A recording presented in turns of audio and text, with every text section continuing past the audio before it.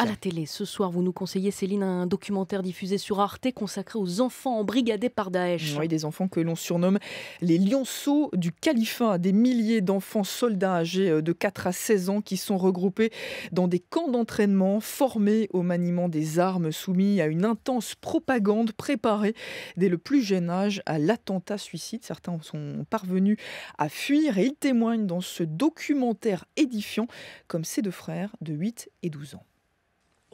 Il disait « Dieu acceptera ton martyre et tu iras au paradis. Et là-haut, tu retrouveras tes parents et tu auras tout ce que tu veux. » Il nous disait qu'on aurait même de l'argent pour se faire exploser et que là-haut, on aurait des jouets, des voitures et des ordinateurs au paradis. Tout ce qu'on veut. Et il disait aussi « Et tu rencontreras aussi tes parents au paradis.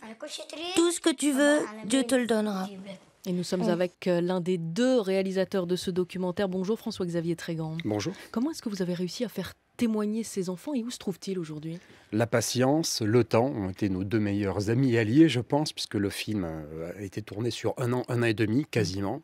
Et donc, beaucoup de rencontres sans caméra et sans micro pour établir une confiance réciproque jusqu'au moment où, en effet, ces enfants, ces adolescents se sont mis à raconter de l'intérieur ce qu'ils ont fait, ce qu'ils ont vécu. Et ils sont pris en charge aujourd'hui ? Ils ne sont pas pris en charge, ils vivent seuls. Kassoura, qu'on a rencontré à Athènes, a le statut officiel de réfugié, mais personne ne connaît son passé de combattant pour Daesh. Et les deux petits que l'on vient d'entendre, Moussa et Youssef, sont seuls. Ils sont accompagnés d'une grand-mère, d'un oncle qui veille un peu sur eux, mais ils ne sont pas pris en charge, en tout cas pour les aider par des psychologues ou des éducateurs. Est-ce que leur parole a été facile à recevoir ? Est-ce qu'ils parlent facilement de ce qu'ils ont vécu dans ces camps d'entraînement ? Ils ont parlé très facilement, c'était même spectaculaire. Autant on a mis beaucoup de mois, beaucoup de temps à les rencontrer, mais dès qu'on a établi le premier contact, ils avaient envie de raconter.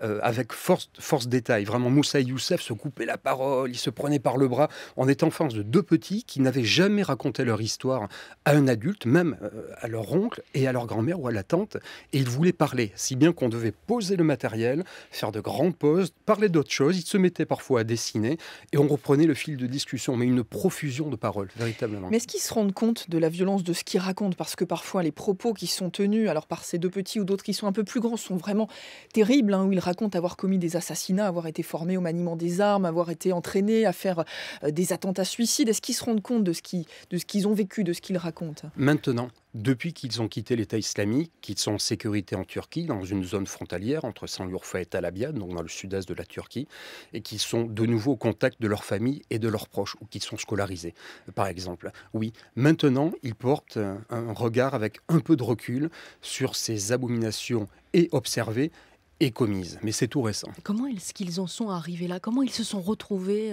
au sein des terroristes de Daesh ? La machine de propagande qui est effroyable, qui capte l'enfant, ensuite le broie et le coupe de toute relation familiale. Les parents n'ont plus le droit d'aller voir les enfants une fois qu'ils ont intégré les camps de formation religieuse et de formation militaire. Il n'y a plus de télévision, il n'y a plus de cinéma. Les écoles sont fermées à Raqqa et à Deir ez-Zor pour parler que de la Syrie. Et Daesh est présent avec un petit camion qui donne des glaces, qui donne des jouets et qui fait des promesses. Tu te feras sauter, oui, tu retrouveras tes parents ou tes grands-parents au paradis. Et ils ont 9 ans, ils ont 10 ans, ils ont 11 ans. Ce sont des gosses qui se sont fait aspirer par une machine d'une efficacité effroyable. Est-ce qu'on sait l'ampleur que ça représente ? Combien d'enfants dans ces camps ? C'est très compliqué. C'est à la faveur de témoignages directs. Moussa, par exemple, qui était dans le camp de Tabqa en Syrie, nous expliquait qu'il avait côtoyé entre 100 et 150 enfants et adolescents combattants. Autrement, les organisations internationales, même les ONG, ne s'avancent pas, n'estiment pas. C'est très difficile. Et quel est l'intérêt pour Daesh d'utiliser ces enfants ? Alors, de la chair à canon, d'abord. On les envoie en première ligne, en tant que kamikazes, des espions. Un enfant inspire la confiance. On a rencontré un espion, Kassoura, qui pouvait dénoncer son frère, son père, ses meilleurs amis, parce qu'il a donc le look de l'adolescent. Les gens lui font plus ou moins confiance, donc les enfants sont extrêmement utiles, et aussi pour coopter d'autres enfants. Rien de mieux, si je puis dire, qu'un enfant pour dire à son petit camarade « Viens, tu vas voir, c'est trop bien, ces hommes en noir, ils sont formidables, on peut faire plein de choses avec eux ». Et la machine, comme ça, s'entretient de l'intérieur. Est-ce que l'idée, c'est pas aussi de former la prochaine génération ?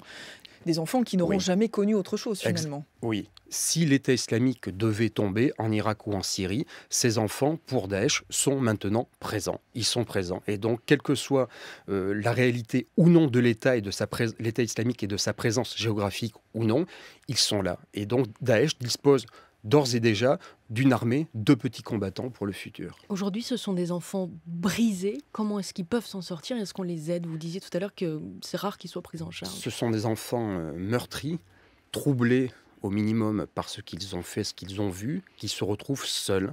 Les structures n'existent pas vraiment. Je ne parle pas de centres ou de liés au système judiciaire. Je parle d'éducateurs ou de pédopsychiatres pour des enfants de nouveau qui ont entre 9, 15, 14, 15 ans. Ils se retrouvent seuls et des réponses devront probablement être apportées rapidement.